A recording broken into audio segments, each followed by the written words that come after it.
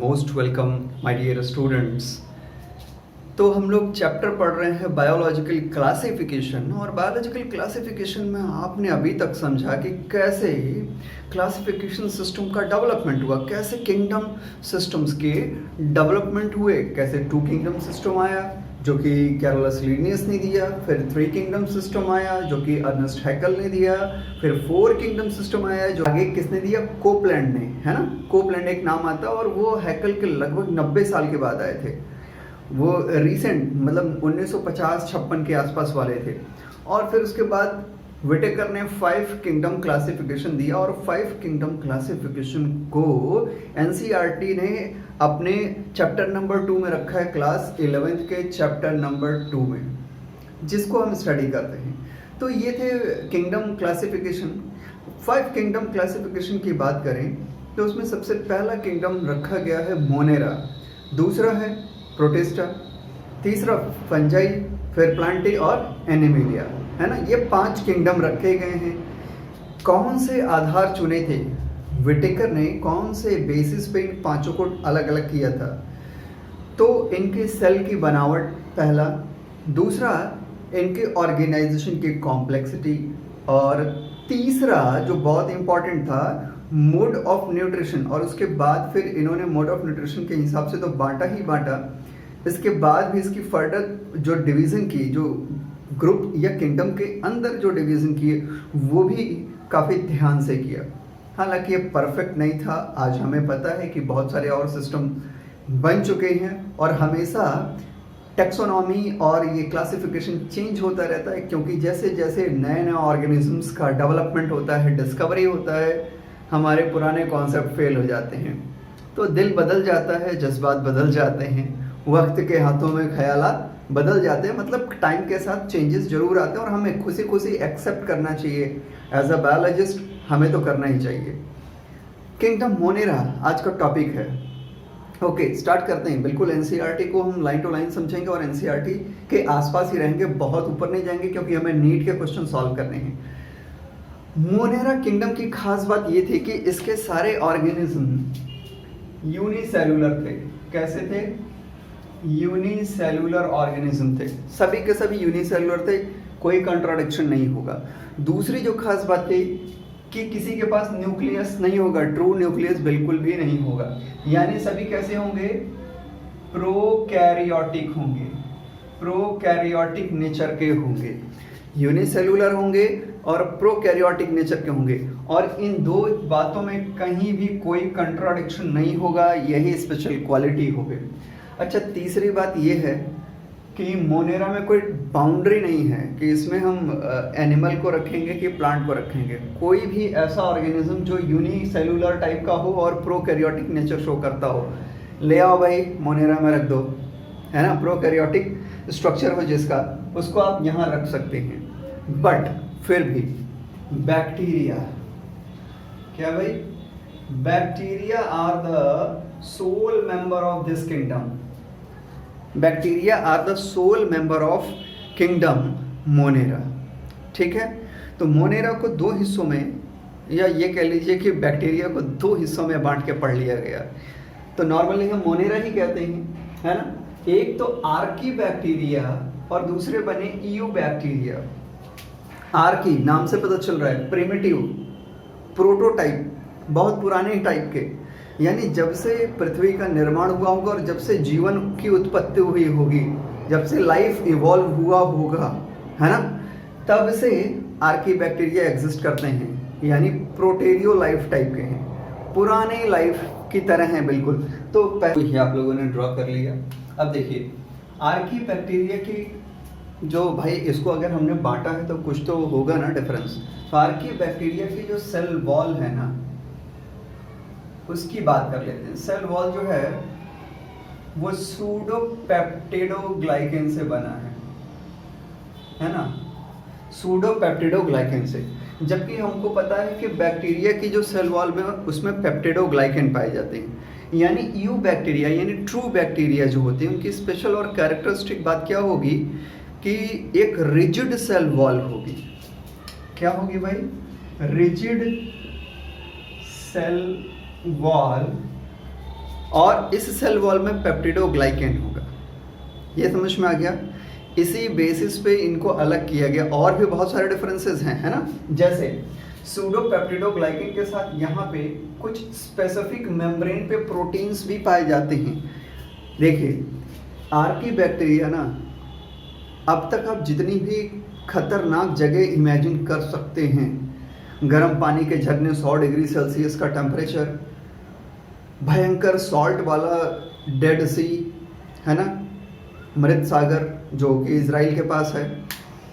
इसी तरह से आप एसिड वाले जगह, थर्मो एसिडोफाइल्स, इसी तरह से मेथेन गैस वाली जगह जहाँ पे दलदल होगा, मेथेन गैस होगी।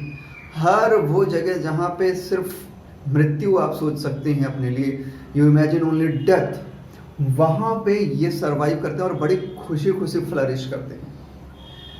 ठीक है, तो इसका मतलब ये नहीं कि ये हेटेरोट्रॉपिक 100% होंगे। इसमें से बहुत सारे ऐसे बैक्टीरिया भी होंगे, बहुत सारे आर्कीबैक्टीरिया ऐसे होंगे जो अपना फूड बनाते हैं, लेकिन बट नेचुरल है कि सनलाइट का यूज़ तो बिल्कुल भी नहीं करते होंगे। ये समझ में आ रही है? यस। तो पाए जाने के स्थान कहाँ कहाँ पाए जाते हैं, उसके अकॉर्डिंग आर्कीबैक्टीरिया को 3 फर्दर क्लासेस में डिवाइड कर दिया गया।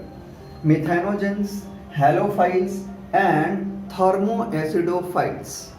मिथेनोजेंस के बेस्ट एग्जांपल है मिथानोकॉकस एंड मिथानोबैक्टीरियम।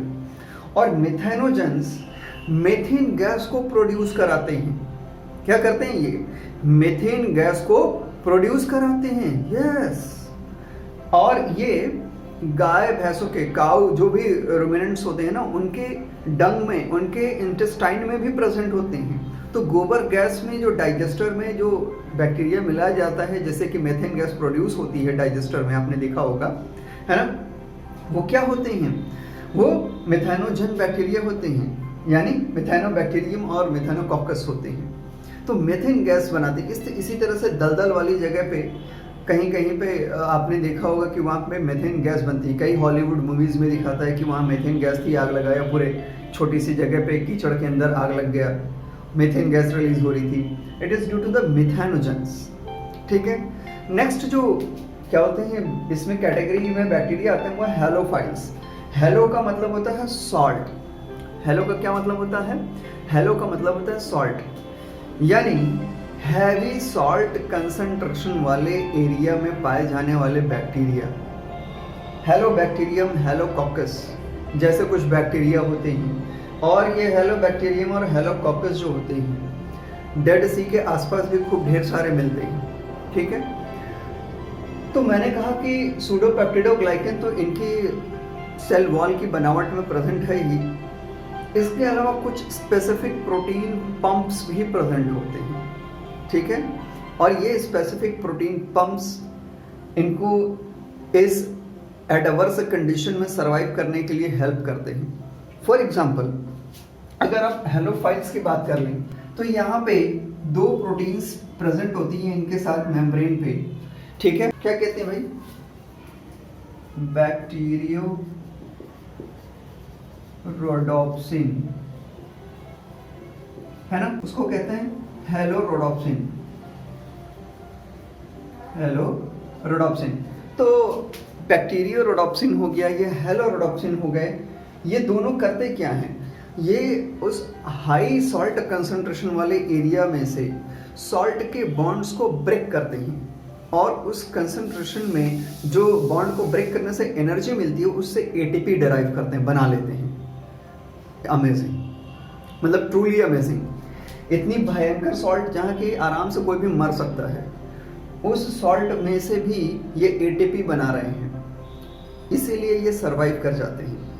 इतनी भयंकर सॉल्ट कंसंट्रेशन से क्या कर रहे हैं? अपने लिए लाइफ एनर्जी मॉलिक्यूल बना रहे हैं, एटीपी, है ना। इसलिए तो ये आसानी से सरवाइव कर रहे हैं। ये समझ में आ गया? हेलोफाइल्स इसके सबसे बेस्ट एग्जांपल्स हैं। और ये दोनों प्रोटीन आप याद कर लीजिए, ये सरफेस पर प्रेजेंट होते हैं और ये केमिकल्स को यानी सॉल्ट कंसंट्रेशन की एनर्जी को यूज़ करते हैं और एटीपी को बना लेते हैं। आसानी से समझ में आ चुका है? ठीक है।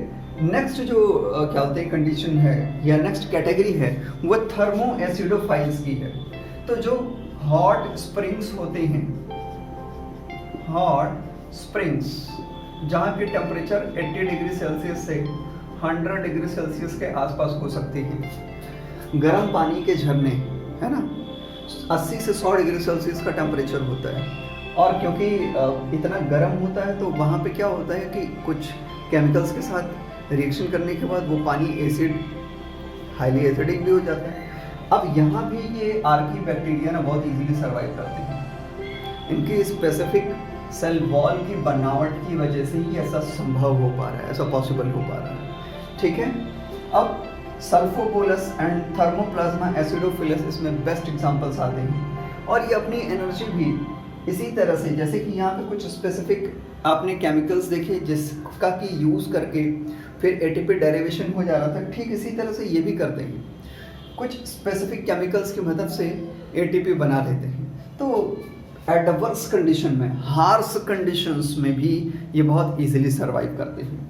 ठीक है, अब आ जाते हैं हम लोग यू बैक्टीरिया। अब हम यू बैक्टीरिया की बात कर लेते हैं। तो यू बैक्टीरिया की जो सबसे स्पेशल क्वालिटी होती है वो ये है कि इसमें रिजिड सेल वॉल होगी, पेप्टिडोग्लाइकन से बनी होगी, उसके ऊपर कैप्सूल हो सकता है।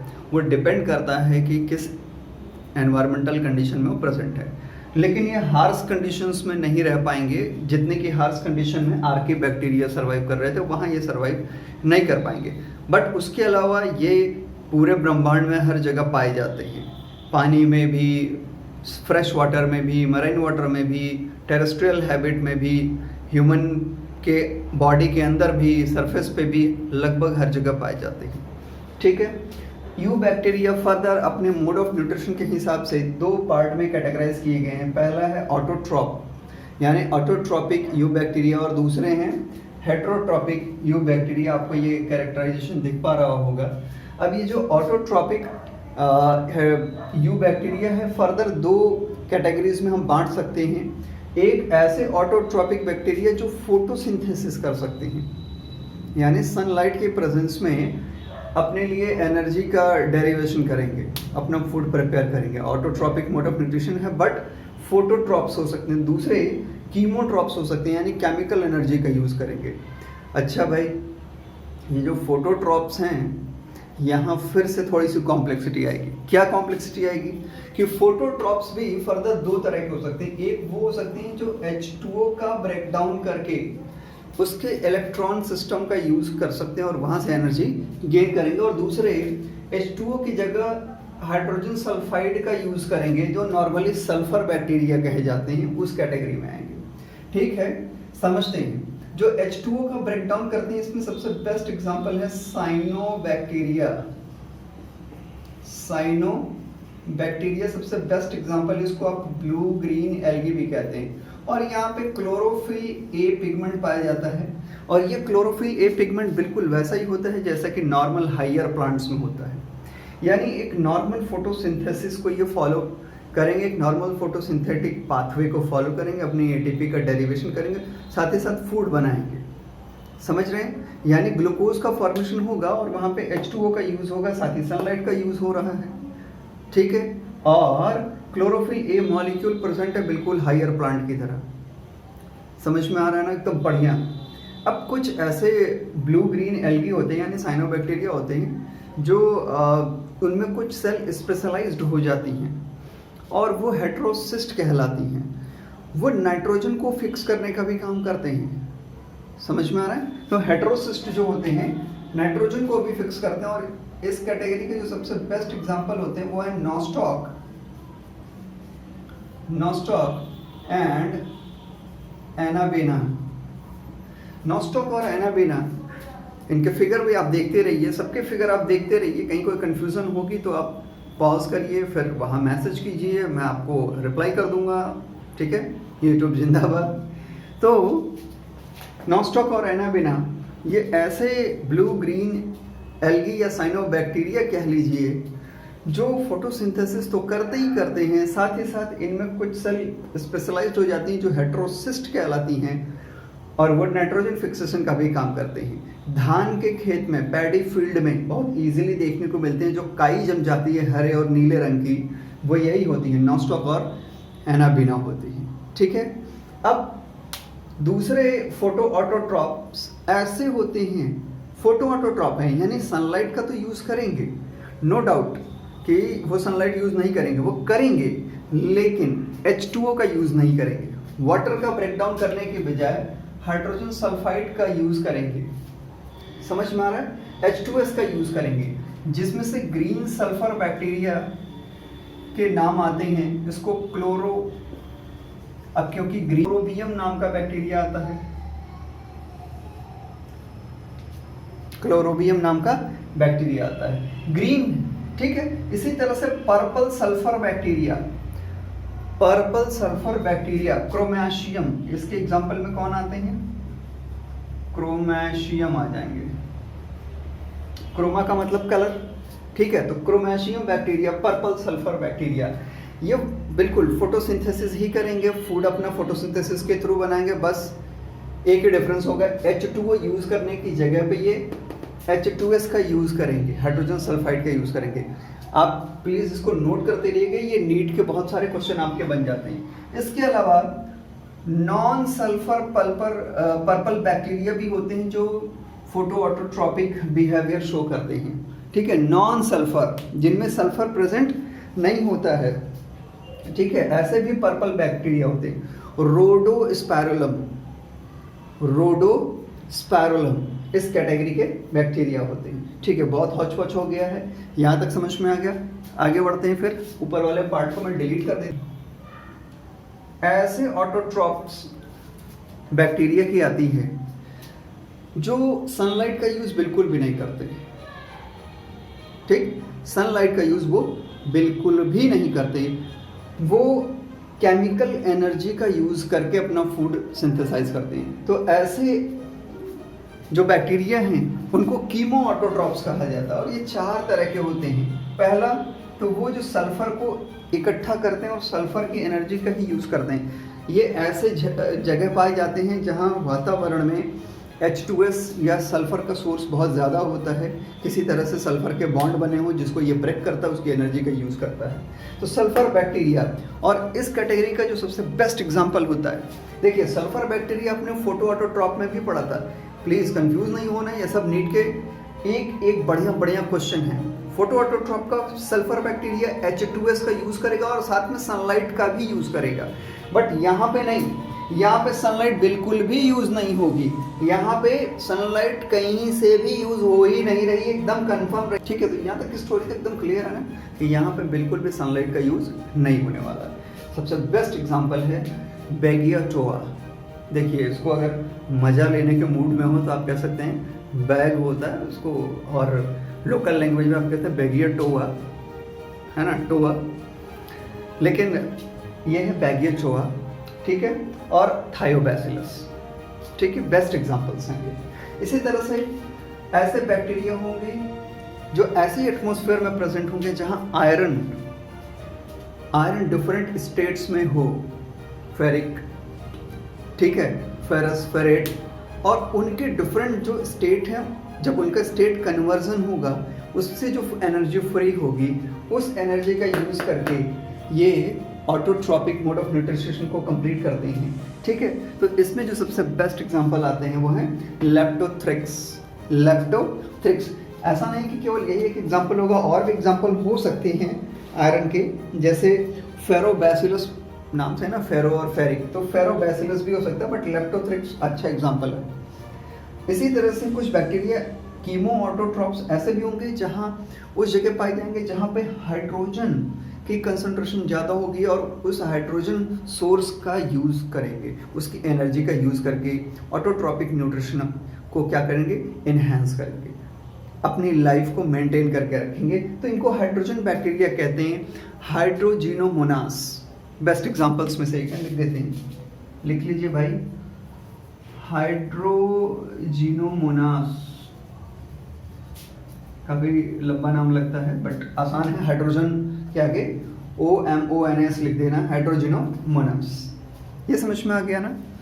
इसी तरह से कुछ ऐसे बैक्टीरिया होते हैं जो बहुत यूज़फुल है भाई हमारे लिए, है ना, एनवायरनमेंट में इजीली प्रेजेंट होते हैं और डिफरेंट फंक्शन को परफॉर्म करते हैं।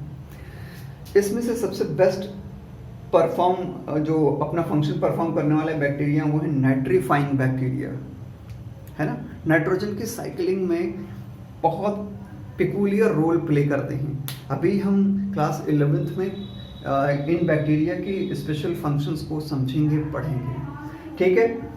तो इसमें से जो बेस्ट एग्जांपल्स हैं वो है नाइट्रोसोमोनास या नाइट्रोमोनास भी होते हैं और नाइट्रोबैक्टर। इसी तरह से बैक्टीरिया सिम्बायोटिक रिलेशनशिप बना के भी रह सकते हैं, है ना। खासकर अब हम हेट्रोट्रॉप्स की बात करेंगे तो वहाँ पे समझते हैं। फिलहाल इतना नोट कर लीजिए। अब देखिए ऑटोट्रॉपिक यू बैक्टीरिया के बाद हेट्रोट्रॉपिक यू बैक्टीरिया की बात कर लेते हैं। यू बैक्टीरिया लेकिन हेट्रोट्रॉपिक, यानी इनका मोड ऑफ न्यूट्रिशन अब चेंज हो चुका है। अब ये अपना फूड खुद से सिंथेसाइज बिल्कुल भी नहीं करने वाले हैं, ये दूसरे पे डिपेंड रहेंगे। तो 3 तरह की कैटेगरी हम बना सकते हैं। हेट्रोट्रॉप्स में 3 तरह की कैटेगरी को बनाया जा सकता है। पहला हो सकते हैं पैरासाइट, दूसरे हो सकते हैं सेप्रोफाइट और तीसरे हो सकते हैं सिम्बायोटिक टाइप के, है ना। Parasite, saprophyte and symbiotic.